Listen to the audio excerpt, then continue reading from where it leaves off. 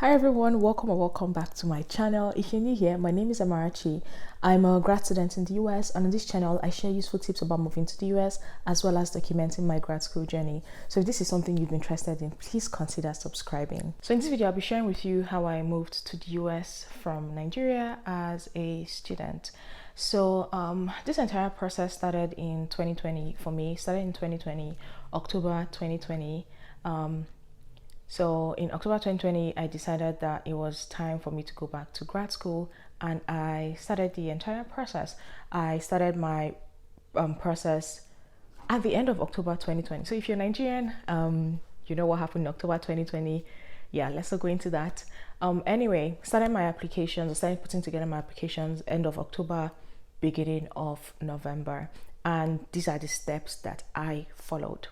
Before I get into each of the steps, most of the things I would cover here, I already have videos that cover those in depth, and I will link them at every point through the video and also in the description box. So if you want like a more in-depth explanation into how all of this happened, check out these other videos. So the very first thing I did once I decided I was going to go to grad school was to create a spreadsheet.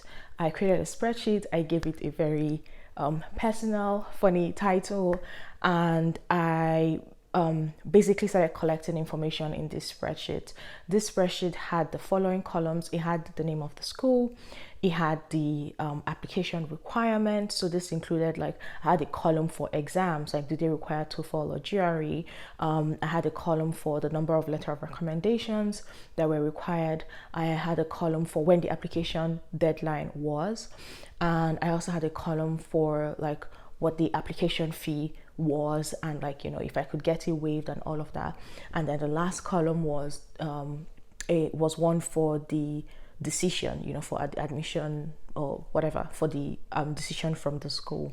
Doing this just kind of helped me keep track of things much better. You know, I could just see like across one row that, okay, you know, this one school, this is blah blah, this is what they require, this is when the deadline is, you know, all of that. So I knew what schools to like focus my attention on first. Obviously those with like earlier deadlines, I tried to get my applications into those first, and it helped organize, it helped make my life easier and help me like organize things better. The second thing I did was to start looking for schools, and for this I basically just went based off word of mouth or recommendation from friends, and also just my own search on the internet. So I used different internet resources like US News, Princeton Review, Grad Cafe, etc. So when I found all of the schools I was interested in applying to, I noticed a common theme, which is that most of the schools that I was interested in were requiring TOEFL, while a good number of them really did not require GRE. So they had either completely waived it or they had made it optional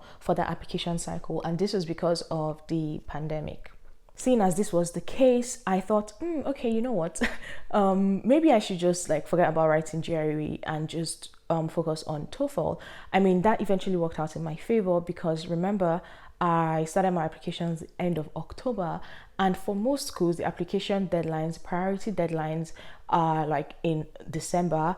And generally speaking, like when I spoke to my friends who had written GRE, they said like GRE preparation takes about 4 months, and I had like 2 months. So when I realized that anyway most of the schools I was interested in didn't require GRE, I was like, okay, that's cool, that's good. So I just prepared for TOEFL and I wrote the TOEFL exam. And for my TOEFL preparation, I really just used internet resources as well. I didn't take any classes or anything. I don't remember, like I used resources from YouTube, from Google. I practiced my writing, and yeah, that was it. I just did it by myself and it was fine.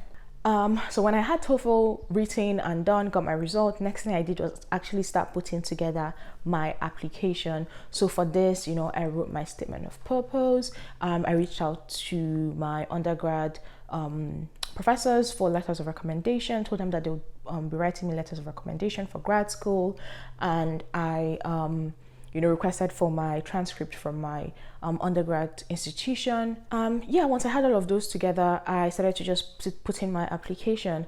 I sent in my last application like at the end of December. If you want a more in-depth video like how to do this application, all of that, check out my video here. And yeah, when I put in the applications, next thing was to just wait for the decisions to come in. Luckily for me, I didn't have to wait too long, because in January, like I believe the second week of January, I got my first decision, which was from my current university, and I was so happy because that was like my top choice. That's where I wanted to go anyway. So once that came through, I was like, oh, okay, this is great. I don't really care what the rest of the schools are saying. I mean, I still wanted to hear what they had to say, but it wasn't like super high priority for me at that point.